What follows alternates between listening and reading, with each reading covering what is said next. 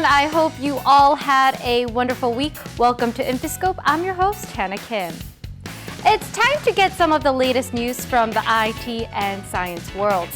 Let's start off with some news about space travel. The England-based commercial space flight company Virgin Galactica has revealed its latest spaceship, the VSS Unity. And more from space exploration, we will also take a look at the exoplanet Super Jupiter. Let's find out more about this and other stories in Briefing Scope.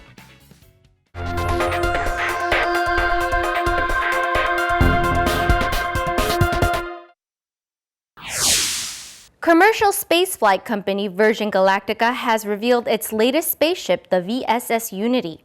More than 700 people have paid $250,000 for a chance to fly with the company, and Virgin Galactica says its next task is to test Unity in 4 stages.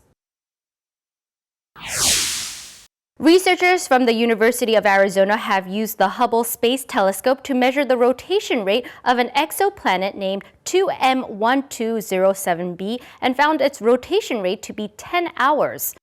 The planet is also called Super Jupiter for being 4 times more massive than Jupiter. A new study has shown that ordinary sugar can be used as a contrast agent for detecting cancer. Researchers found that sugar can determine whether a tumor is dangerous, but people with diabetes will not be able to undergo screening with sugar. Researchers have found that skipping breakfast can raise the risk of dyslipidemia by 6 times. Dyslipidemia is an abnormal amount of lipids like cholesterol or fat phospholipids in the blood.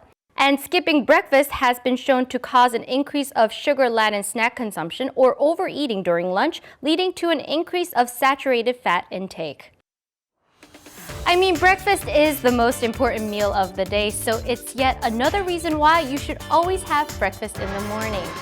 Now, I know some people substitute breakfast with vitamin supplements, but is this effective? Well, Korean researchers recently found that vitamin C consumed through supplementary pills instead of food was shown to have little or no effects. We have more details coming up next here on Industry Inside.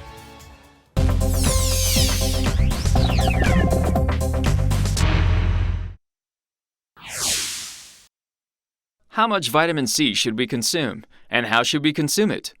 There is still a lot of debate about vitamin C, and adding to the controversy now is a new study showing that vitamin C supplements are not very effective. Researchers from Korea's National Cancer Center have analyzed 7 published clinical trials and found that vitamin C supplements have no positive effect in preventing cancer. They found that vitamin C in food have different properties from vitamin C in supplements. Moreover, they also pointed out that high consumption of a strong antioxidant like vitamin C over an extended time is actually harmful to the body. However, there are claims that positive effects only appear after high consumption and that there are no side effects.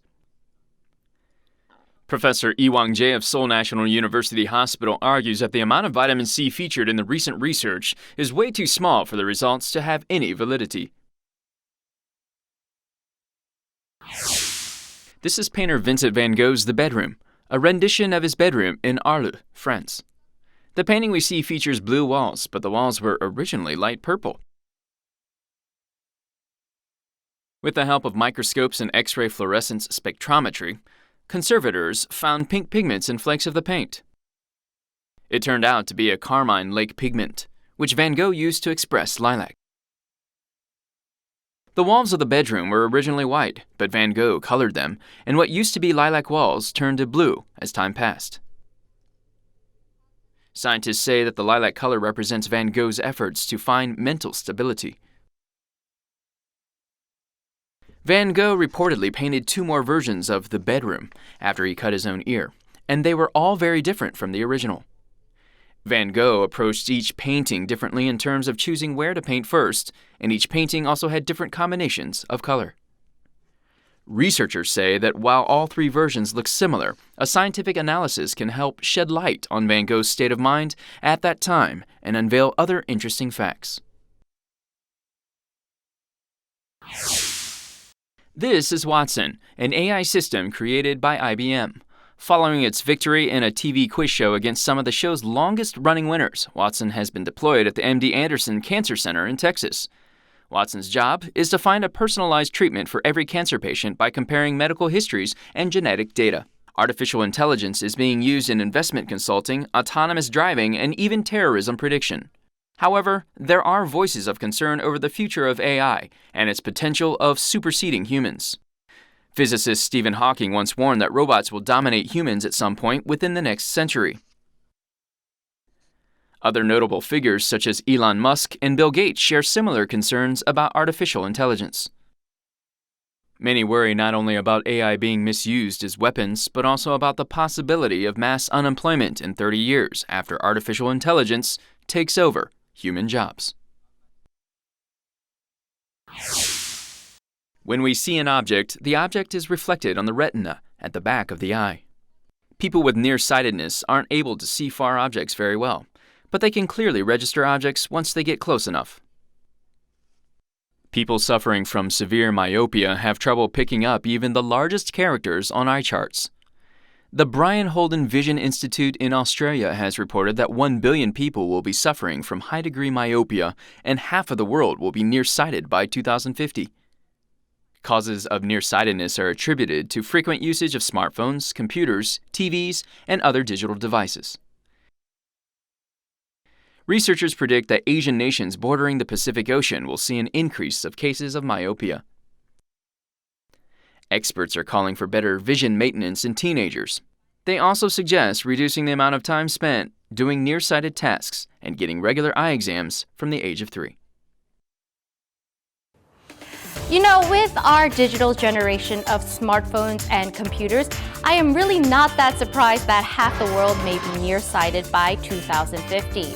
I personally never get regular eye exams, so I am definitely going to start scheduling them in with my annual physicals.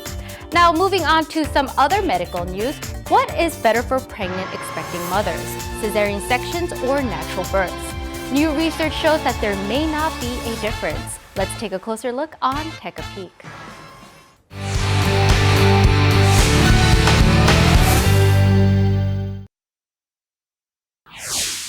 One advantage for babies born through vaginal delivery is boosted immunity through bacteria they pick up while passing through the birth canal.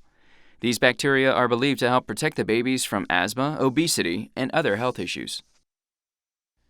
However, a study from New York University hints at the possibility of providing the same benefits to babies born via cesarean section.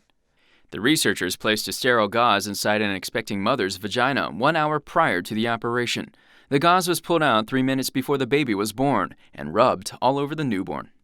Repeated inspections over the next 30 days detected a large amount of healthy bacteria, such as lactobacillus, in the baby. The bacteria found in the mother's vagina was transferred to the baby. Researchers acknowledge that the study involved only a small number of participants, but they aim to expand their research and study more babies in the future. The research was published in the international medical journal Nature Medicine.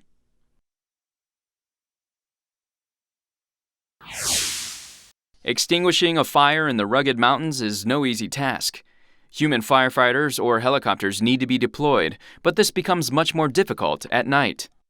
A drone is taking off at a signal here. Its first task is to inspect the fire. It's also capable of transmitting video in real time and dropping fire retardants in key spots. If there are people near the fire, the drone can also drop supplies. Drone commercialization is picking up steam as industries are looking into using drones to fight forest fires. The government has established drone flying zones in 5 parts of Korea based on the region's features and drone usage. Following various tests over the next 2 years, drones will be deployed in actual sites starting in 2020. Drones can be used not only to manage natural disasters, but also to deliver goods and inspect high-rise facilities, and even in leisure activities. Their potential may be truly endless. The drone industry now hangs on power issues and whether flying time and distance can be extended. To find a solution, numerous tests will take place all over Korea. Stem cells can become any type of cell. Stem cells are created by inserting specialized genes into somatic cells extracted from a person and can be transformed into different types of cells. In order to use stem cells in a clinical trial, they have to be cultured safely in large amounts. To date, stem cells have been created from animal cells. However, there are concerns that disease-causing bacteria from the animals might contaminate these stem cells. Korean researchers have come up with a way to combat this problem by using graphene to culture stem cells. They created ridges on graphene to make an ideal space for stem cell growth. In essence, the researchers created a graphene container in which stem cells can grow safely. They predict that this technology will be ready for commercial use in 2 to 5 years. This research was published in the global academic journal Scientific Reports. This is a human cell. It takes about 6 months for a cell to age into an old cell. However, inserting a chemical compound from cell cultures called PPKO speeds up the aging process, rendering an old cell in 1 week. Researchers from the Korea Basic Science Institute and Gachon University have found that blocking PPKO can stop aging and even regenerate young cells. The researchers discovered PPKO by analyzing the extracellular matrix that gives the cell a structural and biochemical support. Researchers uncovered that PPKO triggers the generation of nitric oxide and active oxygen, 2 compounds linked to cellular senescence. Eliminating PPKO from even an aged cell can potentially regenerate the cell, making it as effective as a young cell. These findings can be applied to anti-aging studies and may open up new research avenues.